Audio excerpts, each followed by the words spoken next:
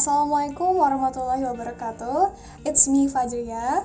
Aku ucapin selamat datang buat teman-teman yang baru aja ada di channelku. Hari ini aku akan ngasih tips untuk mahasiswa baru buat kalian para maba-maba untuk menjalani atau memulai kehidupan kampusnya bagaimana sebagai seorang mahasiswa. So, langsung aja cek videonya. Tips yang pertama, kalian itu harus mandiri. Kenapa sih harus mandiri? Soalnya nanti waktu di kuliah nggak ada lagi guru yang nagihin kalian tugas, guru yang menyuruh kalian untuk belajar. Semuanya tuh harus mandiri. Mana ada dosen yang nagih tugas kalian, tahu-tahu nanti nilainya udah E aja. Jadi kalian tuh harus mandiri, harus belajar sendiri, baca materinya sendiri. Pokoknya semuanya tuh hal yang dilakuin tanpa disuruh. Jadi inisiatif dari kalian sendiri. Gitu teman-teman. Tips yang kedua yaitu tentang manajemen waktu. Ini penting loh, soalnya nanti waktu kalian mulai perkuliahan sebagai mahasiswa baru, biasanya mahasiswa baru itu mendapat satu semester 19 sampai 22 SKS, dan itu jadwalnya lumayan padat loh teman-teman. Kalau kita nggak mau manajemen waktu dengan baik, kita bisa keteteran tugas kuliahnya, karena kan kegiatan kita sebagai mahasiswa baru itu nggak cuma kuliah, bisa aja nanti kalau teman-teman yang punya organisasi, ada yang punya usaha misalnya, ada yang mau hangout sama teman, atau mau me time, bahkan mau quality time sama keluarga. Ini kalau misalnya nggak di manajemen waktunya dengan baik, teman-teman bakal nggak ada waktu yang tepat gitu, bisa-bisa kondisi tubuhnya nggak fit. Jadi tips dari aku untuk memanajemen waktu dengan baik, teman-teman harus banget nentuin prioritas teman-teman dari semua kegiatan kampus. Dari mulai kuliah sampai hangout atau me time atau senang-senang, itu harus jadi teman-teman urutin ya, prioritasnya yang mana yang paling penting. Tips tambahan dari aku terkait dengan manajemen waktu, terutama untuk mengerjakan tugas dan juga kuliah, supaya nggak keteteran, supaya nggak terlalu deadline banget baru ngerjain tugasnya. Usahain setiap misalnya mengakses perkuliahan terus ada tugas tuh, kalau misalnya teman-teman nggak bisa ngerjain tugasnya secara langsung seketika selesai saat itu juga, usahain itu teman-teman membuat daftar ataupun mengumpulkan bahan yang dibutuhkan untuk mengerjakan tugas tersebut. Misalnya dari buku, dari jurnal, ataupun bahan belajar yang lainnya.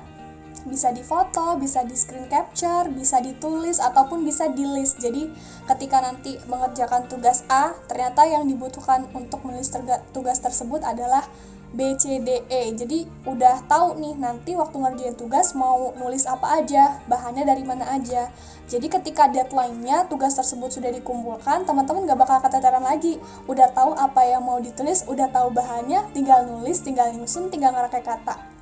Tips yang ketiga yaitu teman-teman harus banyak membaca. Kenapa sih?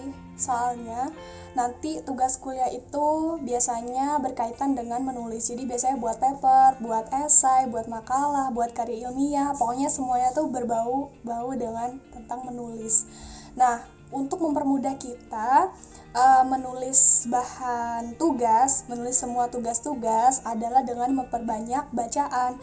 Jadi teman-teman tuh jangan anggap satu mata kuliah itu kita hanya berpaku pada satu buku, tapi biasanya ada banyak buku yang harus kita baca, karena itu satu buku tuh nggak cukup, satu buku tuh nggak lengkap.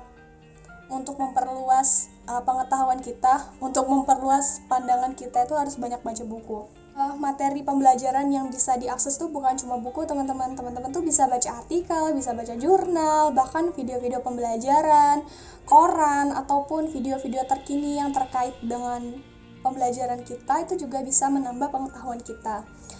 Untuk teman-teman yang mungkin nanti susah untuk membeli buku, karena kadang tuh buku kuliah tuh harganya cukup mahal, rentangnya tuh mendekati 100.000 sampai ratusan ribu karena bukunya yang ori. Teman-teman jangan beli buku yang bajakan ya.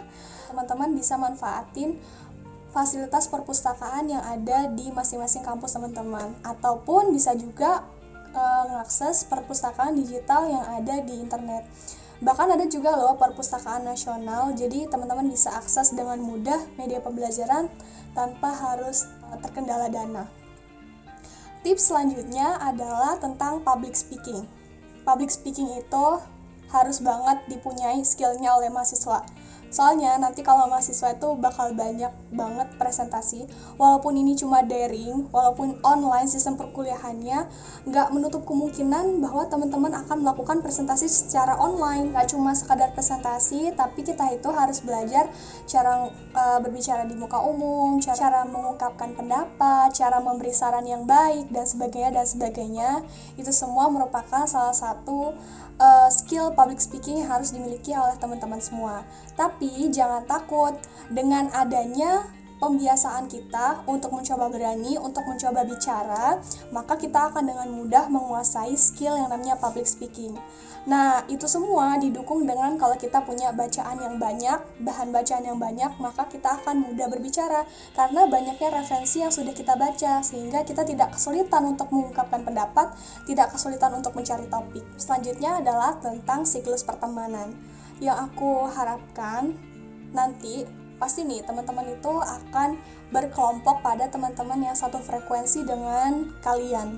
Jadi otomatis bakal berkelompok-kelompok. Nah, yang aku harapin itu bukan cuma sekedar berkelompok untuk menjalin pertemanan yang sekedar ketawa-tawa atau membahas hal di luar non-akademik, tapi mereka juga bisa menjadi orang-orang yang bisa membackup kita dalam segala kondisi, baik secara akademik maupun non-akademik. Jadi nggak melulu topiknya yang dibahas tentang non-akademik, tapi teman-teman yang ada di siklus pertemanan kita itu bisa menjadi partner kita dalam berdiskusi tentang masalah perkuliahan. Jadi saling menyemangati dalam kebaikan. Mudah-mudahan teman-teman bisa menemukan siklus pertemanan yang baik ya. Ataupun kalau misalnya siklus pertemanan teman-teman itu belum banyak membahas akademik, teman-teman mungkin bisa mulai tuh dari hal-hal yang sederhana supaya pertemanan kalian itu bisa lebih produktif. Tips yang terakhir berdasarkan pengalaman pribadi aku ingin banget teman-teman untuk mencari tahu lebih awal tentang skor TOEFL dan juga skripsi. Iya, kenapa sih penting? Karena jujur deh, kalau misalnya teman-teman tahu lebih awal tentang TOEFL dan skripsi, insya Allah teman-teman tuh nggak bakal nyesel dan bersyukur banget tahu lebih awal karena bisa memulai lebih awal dan juga selesai lebih cepat. Intinya gitu. Skor TOEFL dan skripsi itu salah satu persyaratan kita ketika lulus sebagai sarjana ataupun diploma, makanya itu penting. Next time deh aku bakal bahas kenapa TOEFL dan skripsi itu penting diketahui oleh mahasiswa baru sejak awal perkuliahan. Oke, hari ini segitu dulu videonya. Terima kasih buat teman-teman yang udah nonton. Jangan lupa like, komen, dan juga subscribe channelku ya. So, sampai jumpa di videoku selanjutnya.